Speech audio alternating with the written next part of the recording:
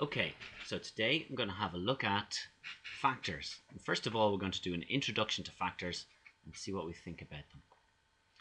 Okay, so first of all, before we look at factors, I want to have a quick look at fractions. So you may have come across the phrase greatest common divisor. What's that mean? It means the biggest number that will divide evenly into two other numbers or three other numbers. So you may have come across that when you're looking at fractions. So when you were simplifying fractions, you needed to know what the biggest number was that fitted into the numerator and the denominator. For example, let's take the fraction 4/6. The biggest number that will divide evenly into 4, that also divides into 6, is 2. So 2 goes into 4 2 times. 2 goes evenly into 6 3 times. So with that we can say that the fraction 4/6 is the same as the fraction 2/3. And that makes sense because if you take a pie and cut it into 6 slices, then 4 of those 6 slices is the same as if you take the pie and cut it into 3 slices and take 2 of those pieces. Okay, so 2 out of 3 pieces is the same as taking 4 out of 6 pieces. So working out factors is going to be very much the same thing. We're going to be thinking about the greatest common divisor. We're going to be thinking about the biggest number that will fit into both numbers. Let's have a look at the next section. Okay, here we've got 4 yellow pool balls and 6 red pool balls. So we have to think, what is the greatest number of groups that you can group these pool balls into so that each group contains the same amount of things? What I mean is, if we want to put these into little boxes, what's the maximum number of boxes that we can make that have both the same thing in each box? So let's have a look at trying it out first. So here's our first trial. Sorry, I'm just actually highlighting the fact that there's 4 yellow and 6 red. And then we have our first tryout. Now in this tryout, I put 1 yellow and 1 red together. 1 yellow and 1 red, 1 yellow and 1 red, 1 yellow and 1 red. And I ended up with 2 red over. So that didn't work. So I'm going to have to try again. So this time, I'm thinking about the greatest number of groups we're going to have is 2. Okay, 1 group, 2 groups. And 2 was also the greatest common divisor for a fraction earlier on. So you'll notice that these things have something in common. Now I managed to break these up into 2 groups because I saw that 4 will break up evenly into 2 groups and 6 will break up evenly into 2 groups. And the greatest common divisor means that the 4 will break evenly into those number of groups and the 6 will break up evenly into those number of groups. So now we've got 2 groups and each group has 2 yellow and 3 red. Okay, so I've got the 2 groups with 2 yellow and 3 red in it. Now we're going to write this in maths rather than pictures. And we're going to use the letter Y to represent a yellow ball and the letter OR to represent a red ball. So we had 4Y plus 6OR. And in my head when I say this, I'm going to say we had 4 yellows and 6 reds. And now we have 2 groups with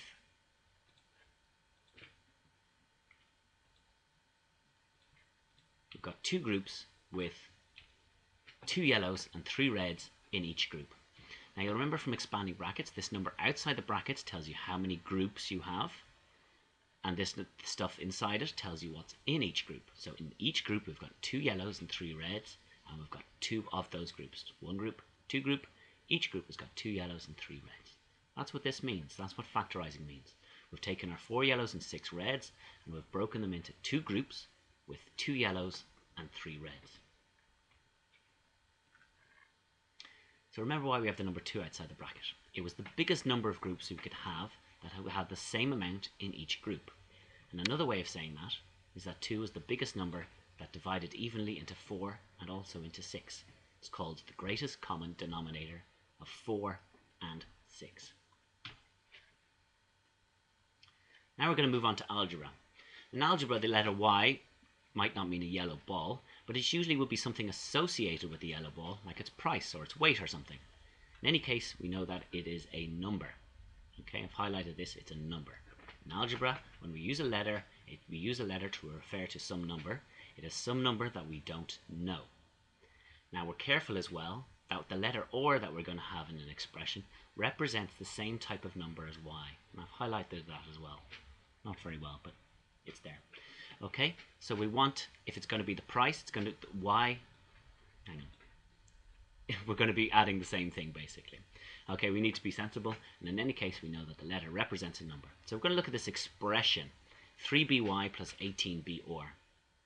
Now an expression doesn't have an equal sign, that's why I call it an expression. It's not an equation. An equation will have an equal sign that tells you how much one thing equates to something else. An expression is just a group of things that we have here. So let's have a look at this. Okay, so we're looking at this expression 3by plus 18br. Now I'm going to tell you what this expression means, okay? So let's get a picture in our heads of what we have.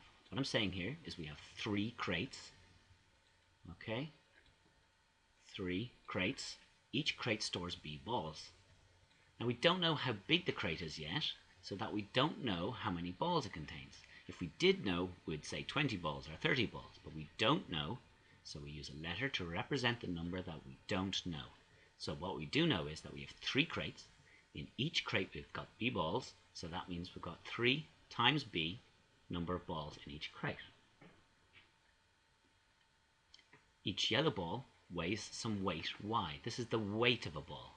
Now for this expression to make sense, this is also going to have to be a weight. Let's see if it makes sense. Okay, so in this question we're saying we've also got 18 crates. Each crate contains b balls. We don't know how big the crate is, so we use a letter b to represent the number that we don't know. What we do know is each of these crates is the same size as these crates. So all the crates are the same size and they contain the same number of balls. We just don't know what that number is yet. And each red ball in the crates weighs some weight or. Okay, so this is the weight of 3 crates of balls. This is the weight of 18 crates of red balls. We just don't know what it is yet. Okay, so my question is, can you group all of these balls into containers in such a way that each container weighs the same and each container weighs as little as possible? So imagine you got those crates. You're going to break all those crates up and you're going to have 3b yellow balls. You're going to have 18b red balls, and I want you to arrange them into a container so that each container is as small as possible, it weighs as little as possible, but each container weighs exactly the same. Okay, so you might want to pause the video now and see if you can do that. Okay, so you've pressed pause, and I'm going to say remember your process. You're going to draw a diagram so you know what's happening. You can even color it in, and then you have to figure it out. So now we're going to move on. So did you get 1 yellow and 6 red balls in each container? Well, that's what you should have got. So let's have a look at how we go about doing that with maths. We have the expression 3by plus 18br. Look at the numbers 3 and 18. What is their greatest common divisor? What's the biggest number that goes into 3 that also goes into 18? The answer is 3. Okay, let's have a look at the letter groupings, by and br. What is common to both of those? Remember, talking about the word common here. So what's common to by and br? The answer is b. Common just means it's in both of them. Okay, this common divisor means a divisor that's in both of these. So we multiply 1, the number 3, by 2, the letter b, or the number b rather, to get how many groups we have. So we know that we're going to have 3 b groups, and this is how it works. So what do we have in each group? Okay, in the first group we've got y, because we've got 3 b groups, so 3by, we'll have to have 3b times y, and we also have to have 6 or to make the 18b or. And what does that mean in a picture? It means we've broken up in the crates and rearranged everything. And that's what factorising about. So the first thing you always do is find the common factor. First of all, find the common number factor, and then find the common algebraic number factor. So in this particular question, we found out that it was 3b was common to both of those.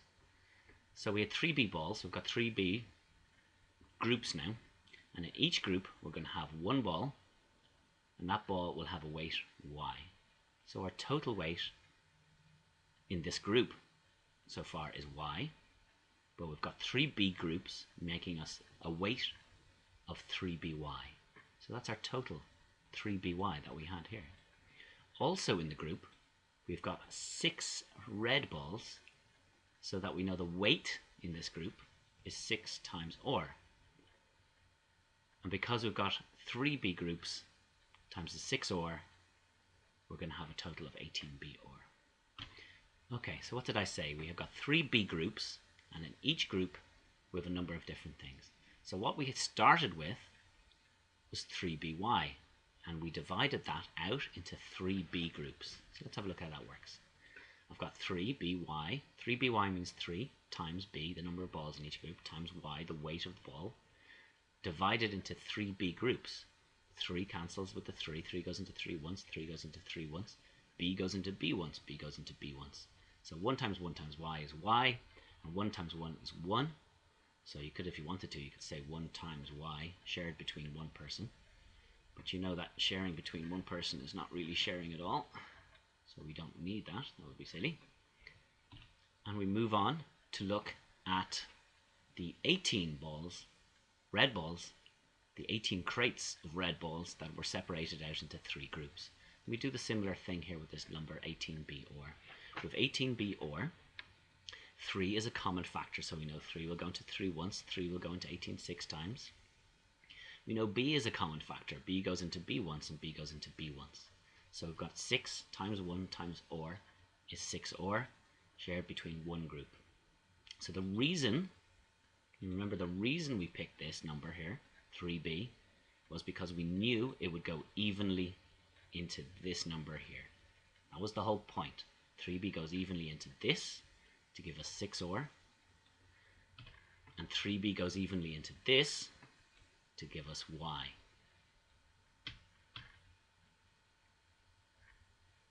And that's factorization.